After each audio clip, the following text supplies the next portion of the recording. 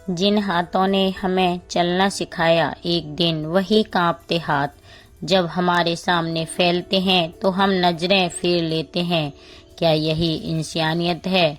माँ की ममता और बाप की मेहनत, दो ऐसी दौलतें हैं जो अगर समझ आ जाएं तो इंसान कभी घमंडी नहीं बनता। माँ बाप की इज्जत वो कर्ज है जो अगर समय रहते चुका दिया जाए तो जिंदगी संवर जाती है, वरना पछतावे में पूरी उम्र गुजर जाती है। जिस दिन ये समझ आ गया कि माँ बाप भगवान का ही रूप है, उसी दिन से घर मंदिर बन जाता है और जिंदगी पूजा। हर हर महादेव। प्यारे साथियों, स्वागत है आपका अपने चैनल के हिंदी कहानियाँ में। आज हम आपको एक बहुत ही ज्ञानवर्धक कहानी लेकर आए हैं। आरब, जो कि विदेश में रहकर डॉक्टरी की पढ़ाई पूरी कर रहा था, और जब उसकी पढ़ाई खत्म हुई तो वह अपने देश वापस लौट आता है और एक बड़े होटल में खाना खाने के लिए जाता है। लेकिन जैसे ही होटल में कदम रखता है तो उसकी नज़र वहाँ एक बुजुर्ग महिला पर पड़ती है जो होटल के फर्श पर पोंछा लगा रही थी। महिला का चेहरा उसको जाना पहचाना सा लगता है। उसकी आंखें, उसकी झुर्रियां भरी शक्ल, सब कुछ उसको अपनी दादी से इतना मिलता जुलता था कि वह एक पल के लिए सन्न रह जाता है।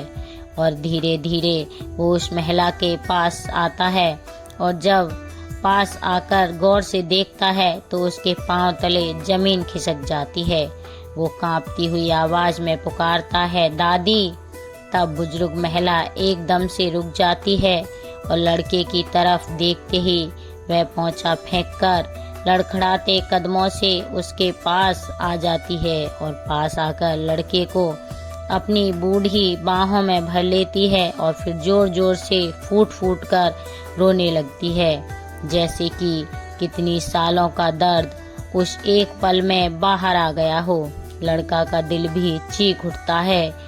लेकिन फिर जो होता है आज की समाज की एक कड़वी सच्चाई है जिसे लोग अक्सर भूल जाते हैं। प्रिय दर्शकों, कहानी को पूरी जानने के लिए कहानी को आखिरी तक जरूर देखें। प्रिय दर्शकों, ये कहानी एक सच्ची घटना पर आधारित है। प्रभाकर जी और शांति जी अब उम्र के उस मोड़ पर थे जहां उनके हाथ पैर कांपते थे, आँखों से कम दिखाई देता था, आँखों की रोशनी धीरे धीरे कम हो रही थी और हर कदम पर उन्हें किसी के सहारे की जरूरत महसूस होती थी। उनके साथ उनका बेटा विनोद और बहू नीरू और इकलौता पोता आरब भी रहता था। आरब अब विदेश में रहकर डॉक्टरी की पढ़ाई कर रहा था। वह अपने दादा दादी का सबसे प्यारा लाडला पोता था। जब तक वह गांव में था, इस घर में खुशियों का माहौल रहता था। प्रभाकर जी और शांति जी को लगता था कि उनकी यह छोटी सी दुनिया हमेशा ऐसी ही रहेगी। लेकिन दोस्तों, वक्त कब पलट जाए किसी को कुछ पता नहीं है। जब आरब विदेश गया, इस घर में सब कुछ बदल गया। फिर उम्र बढ़ने के साथ साथ प्रभाकर जी और शांति जी की तबीयत बिगड़ने लगी। उनकी ताकत कम होने लगी, शरीर कमजोर पड़ने लगा और बीमारियां उनके दरवाजे पर दस्तक देने लगीं। कभी प्रभाकर जी का बीपी बढ़ जाता, कभी शांति जी को शुगर की शिकायत हो जाती। लेकिन उनकी सबसे बड़ी तकलीफ उनकी बीमारी नहीं थी, बल्कि उनके बेटे और बहू का उनके प्रति व्यवहार था, जो अब उनके लिए किसी सजा से कम नहीं था। क्योंकि उनके बेटे विनोद को अब अपने बीमार माँ बाप की जरा भी फिक्र नहीं रहती थी। वह दिन रात अपने काम में डूबा रहता और उनकी बहू नीरू को बस अपने सुख और आराम से मतलब था। प्रभाकर जी और शांति जी की हालत देखकर पड़ोसियों को भी रोना आ जाता था। यह दोनों बुजुर्ग अपने ही घर में पराये से हो गए थे। नीरू अक्सर उन्हें बासी खाना परोस देती थी। सोचिए जरा, जिन माँ बाप ने अपने बच्चों के लिए अपनी नींदें कुर्बान की, उनके पेट भरने के लिए अपनी भूख को भुला दिया, आज वही माँ बाप बासी रोटियां खाने को मजबूर थे। जब प्रभाकर जी इसकी शिकायत अपने बेटे विनोद से करते तो विनोद उल्टा उन पर ही भड़क जाता। वो गुस्से से चिल्लाता, उन पर चीखता, अब तुम लोग क्या काम करते हो जो हर बार ताजा खाना चाहिए? जो मिल रहा है चुपचाप खा लिया करो। मेरे पास तुम्हारी इन फालतू बातों के लिए जरा भी टाइम नहीं है। यह सुनकर प्रभाकर जी और शांति जी का दिल टूट जाता। वह दोनों अपने छोटे से कमरे में चले जाते, दरवाजा बंद करते और एक दूसरे का हाथ थामकर फूट फूट कर रोते। वो अपने पुराने दिनों को याद करते, वो दिन जब उनका बेटा उनकी हर बात मानता था, जब घर में प्यार और सम्मान का माहौल था, जब हर शाम उनके चेहरे पर मुस्कान होती थी। लेकिन अब यह सब बस एक सपना बनकर रह गया था। प्रिय दोस्तों, जब तक आरव गांव में था तब तक प्रभाकर जी और शांति जी की जिंदगी में थोड़ी सी रोशनी बाकी थी। लेकिन आरव अपने दादा दादी से बेपनाह मोहब्बत करता था। वो उनकी हर छोटी बड़ी जरूरत का ख्याल रखता था। कभी बाजार से इनकी दवाइयाँ लाता, कभी इनके लिए अपनी पॉकेट मनी से फल खरीदता और कभी कभी रात को उनके पास बैठकर उनकी पुरानी कहानियाँ सुनता। वो अपने माँ बाप को भी समझता। मम्मी पापा दादा दादी अब बूढ़े हो गए हैं, इनका ध्यान रखो, इन्हें अच्छा खाना दो, इनकी सेहत का ख्याल रखो। उसकी बातों से थोड़ा बहुत असर भी होता था। लेकिन अब आरव विदेश में था। इनके बेटे और बहू का व्यवहार दिन प्रतिदिन और भी सख्त और बेरहम होता जा रहा था। वह दोनों प्रभाकर जी और शांति जी को बोझ समझते थे। उनकी छोटी छोटी जरूरतें भी अब इनके लिए परेशानी बन गई थीं। प्रभाकर जी को दवाई चाहिए तो बहू नीरू ताने मारती और कहती, हर बार दवाई चाहिए, पता नहीं कितना खर्चा करवाओगे। अगर शांति जी कुछ कहती तो बेटे विनोद की बेरुखी भरी बातें चुप करा देती। इसी तरह उनके दुख भरे जीवन कट रहे थे। लेकिन एक दिन सुबह सुबह प्रभाकर जी की तबीयत अचानक बहुत खराब हो गई। उनकी सांसें तेज तेज चल रही थीं, सीने में दर्द हो रहा था और शरीर में इतनी कमजोरी थी कि वह बिस्तर से उठ भी नहीं पा रहे थे। शांति जी डर गईं। उन्होंने कांपते पैरों से विनोद के पास जाकर कहा, बेटा तेरे पिताजी की हालत बहुत खराब है, उन्हें जल्दी अस्पताल ले चलो वरना कुछ अनहोनी हो जाएगी। मुझे बहुत डर लग रहा है।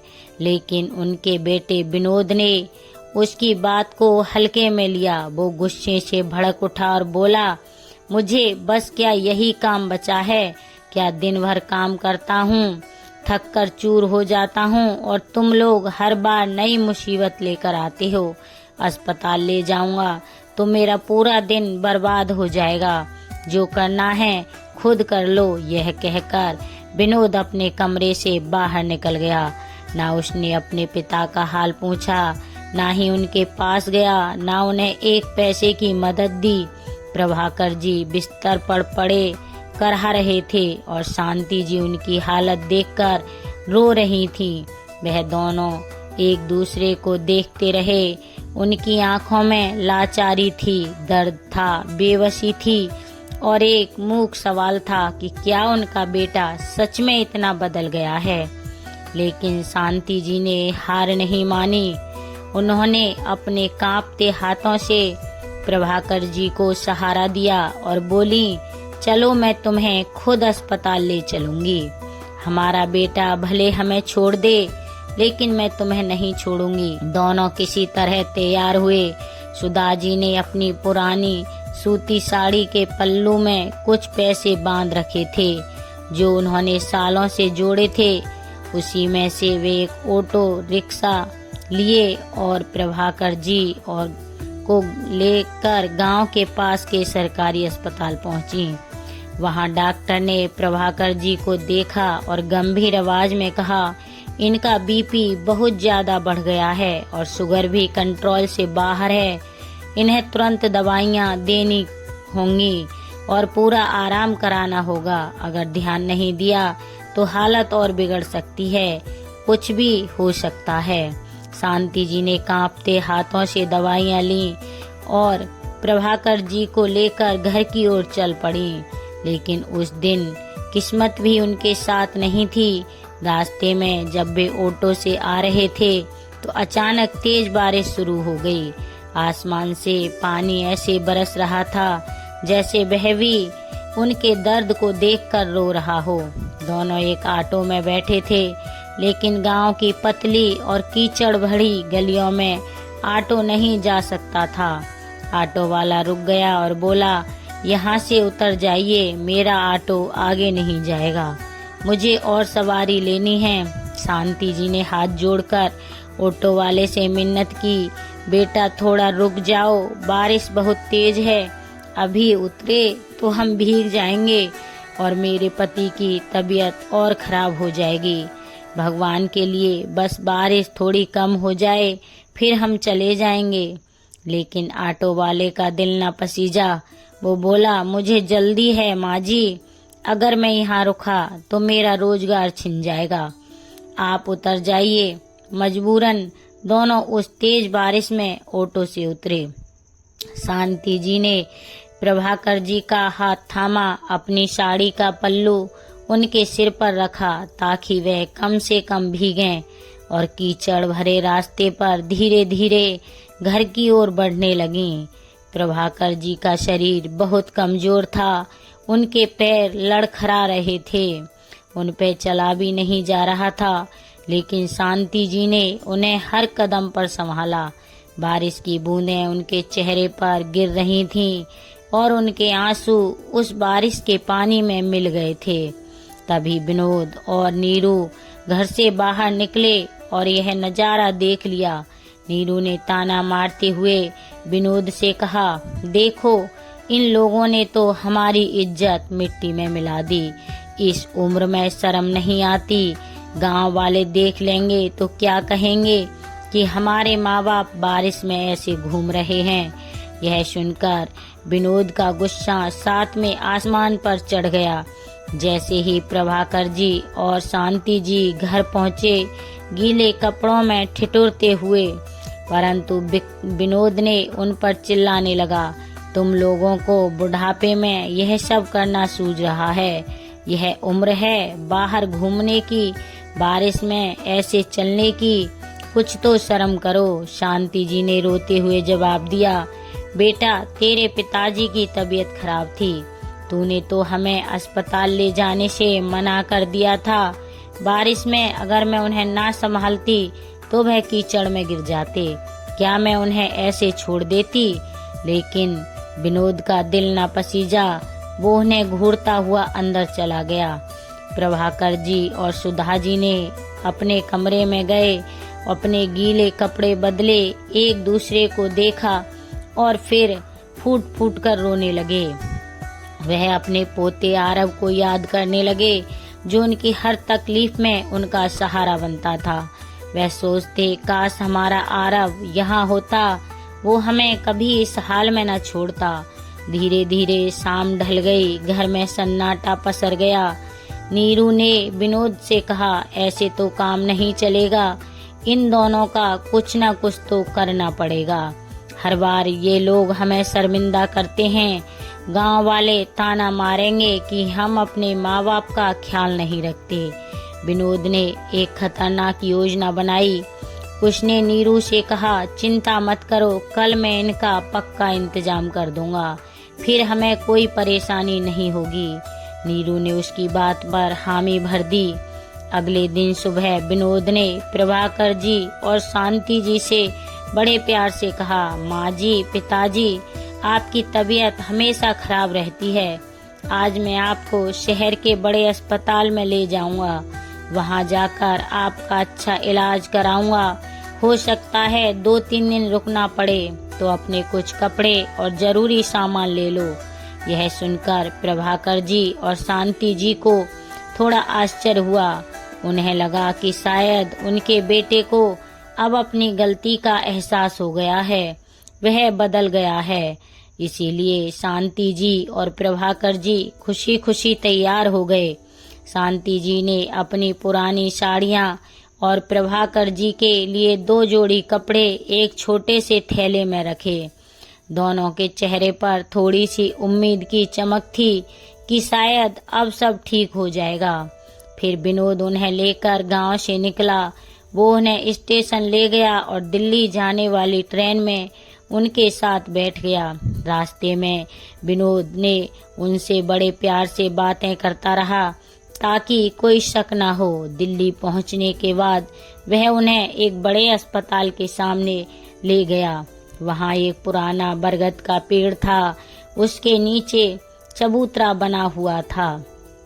विनोद ने उन्हें उस चबूतरे पर बिठाया और बोला, माँ जी, पिताजी, आप यहाँ थोड़ा आराम करो, मैं अंदर जाकर डॉक्टर से बात करके आता हूँ, फिर हम आपका इलाज कराएंगे।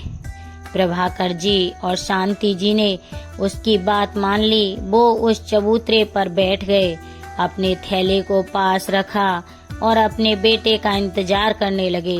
लेकिन प्रिय साथियों, वह इंतजार कभी खत्म नहीं हुआ। घंटों बीत गए, सूरज ढल गया, शाम हो गई, अंधेरा छा गया, रात होने को थी, लेकिन विनोद वापस नहीं आया। प्रभाकर जी और शांति जी को पहले तो लगा शायद उसे देर हो रही होगी, लेकिन जैसे जैसे रात गहरी होती गई, उनके दिल में एक डर बैठने लगा। आखिरकार सुधा जी ने कांपती आवाज में प्रभाकर जी से कहा, हमारा बेटा हमें यहाँ छोड़कर चला गया। यह सुनकर प्रभाकर जी की आंखों में आंसू आए। वो बोले, शांति, क्या हमने अपने बेटे को इसी दिन के लिए पाला था? दोनों उस चबूतरे पर बैठे फूट फूट कर रोने लगे। उनके पास ना पैसे थे, ना कोई सहारा। जो थोड़े बहुत पैसे शांति जी के पास साड़ी में बांधे थे, वो रास्ते में खर्च हो गए थे।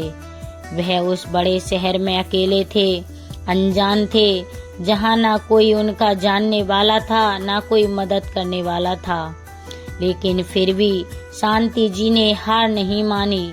उन्होंने प्रभाकर जी से का हाथ थामा और बोली, हम मरेंगे नहीं, हारेंगे नहीं, मैं कुछ काम ढूंढूंगी, हम अपने लिए रास्ता बनाएंगे। वो पास के एक छोटे से होटल में गई। वहाँ उसने होटल के मालिक से हाथ जोड़कर विनती की और कहा, बेटा, मुझे कुछ काम दे दो, मैं बर्तन साफ कर दूंगी, झाड़ू पोंछा कर दूंगी, बदले में हमें सिर्फ खाना दे देना। मेरे पति बहुत बीमार हैं, हमारा इस दुनिया में कोई नहीं है। होटल का मालिक एक दयालु इंसान था। उसने शांति जी की बात मान ली और उन्हें काम दे दिया। अब शांति जी दिन भर होटल में काम करती, बर्तन धोती, फर्श साफ करती और जो थोड़ा बहुत खाना बचता उसे अपने और प्रभाकर जी के लिए ले आती। प्रभाकर जी दिन भर होटल में एक कोने में कुर्सी पर बैठे रहते। उनकी हालत ऐसी थी कि वह ज्यादा चल फिर भी नहीं सकते थे। रात को जब होटल बंद होता तो शांति जी ने होटल के मालिक से कहा, बेटा, अगर तुम्हें ऐतराज ना हो तो हम यहाँ सो जाएं, हमारे पास कोई ठिकाना नहीं है। मालिक अच्छा था, उसने उन्हें इजाजत दे दी। अब वह दोनों रात को होटल के फर्श पर एक पतली चादर बिछाकर सोते, लेकिन हर रात वह अपने बेटे और बहू को कोसते। वह अपने पोते आरब को याद करते और सोचते, काश हमारा आरब हमारे पास होता, वो हमें कभी इस हाल में न देखता। उनकी आंखों में आंसू बहते और वह चुपचाप सो जाते।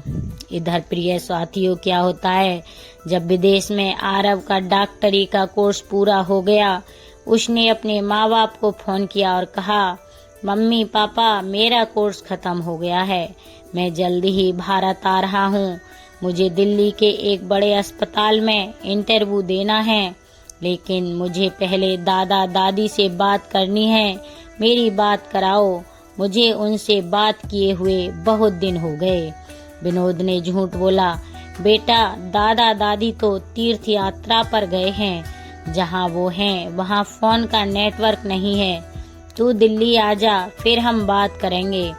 आरव को थोड़ा अजीब लगा, लेकिन उसने ज्यादा सवाल नहीं किए। उसने अपने सामान पैक किया और भारत के लिए रवाना हो गया। वह दिल्ली एयरपोर्ट पर उतरा, एक कैब ली और उस अस्पताल में पहुंचा जहां उसका इंटरव्यू था। इंटरव्यू अच्छा रहा। बाहर निकलते वक्त उसे जोर की भूख लगी। पास ही वही होटल था जहां शांति जी काम करती थीं। प्रिय दोस्तों, आरव ने सोचा, चलो यहाँ खाना खा लेता हूँ। होटल में घुसते ही उसकी नजर एक बुजुर्ग महिला पर पड़ी जो फर्श पर पोंछा लगा रही थी। उस महिला की शक्ल आरव को जानी पहचानी लगी। उसने दिमाग पर जोर डाला और अचानक उसके दिल की धड़कन तेज हो गई। वह महिला उसकी दादी शांति जी जैसी दिख रही थी। पहले तो उसने सोचा, नहीं, ये मेरा वहम होगा। दादी जी तो तीर्थ यात्रा पर गई हैं, वो यहाँ क्या करेंगी। लेकिन फिर उसने हिम्मत की और पास गया। जैसे ही वह करीब पहुंचा उसे यकीन हो गया। उसने जोर से पुकारा, दादी। शांति जी ने उस आवाज को सुना, अपना सिर उठाया और सामने अपने पोते आरव को देखा। उनकी आंखों से आंसू छलक पड़े। वह पोंछा छोड़कर उठी और आरव से लिपट गईं। दोनों फूट फूट कर रोने लगे। प्रभाकर जी भी पास ही कुर्सी पर बैठे थे। आरव ने उन्हें देखा और दौड़कर उनके पैर छुए। दादाजी, आप यहाँ कैसे पहुँचे? उसने कांपती आवाज में पूछा। शांति जी और प्रभाकर जी ने उसे सारी कहानी सुना दी कि कैसे उनके बेटे उन्हें इलाज के बहाने दिल्ली लाया और छोड़ गया। कैसे वे बेसहारा हो गए और कैसे अब वह इस होटल में काम करके गुजारा कर रहे थे। आरव का खून खौल उठा। उसकी आंखें गुस्से से लाल हो गईं। उसने अपने दादा दादी को गले लगाया और कहा, आप चिंता मत करो, अब मैं आपके साथ हूँ। मैं आपको इस हालत में नहीं रहने दूंगा। उसने तुरंत दिल्ली में एक छोटा सा किराए का घर लिया। अपने दादा दादी को वहाँ शिफ्ट किया और उनकी देखभाल के लिए 2 नौकर रखे, एक खाना बनाने के लिए और दूसरा उनकी सेवा के लिए। फिर उसने अपने दादाजी दादी जी से कहा, आप यहाँ आराम करो, मैं अभी आता हूँ, मुझे कुछ जरूरी काम निपटाना है। प्रभाकर और शांति जी को अब थोड़ा सुकून मिला। उन्हें लगा कि अब उनका लाडला पोता आरव उनके साथ है तो सब ठीक हो जाएगा। फिर आरव गांव लौटा। विनोद और नीरू ने उसे देखा तो खुशी से झूम उठे। अरे, हमारा बेटा आ गया। नीरू ने अच्छे अच्छे पकवान बनाए। रात को पूरा परिवार एक साथ खाना खाने बैठा।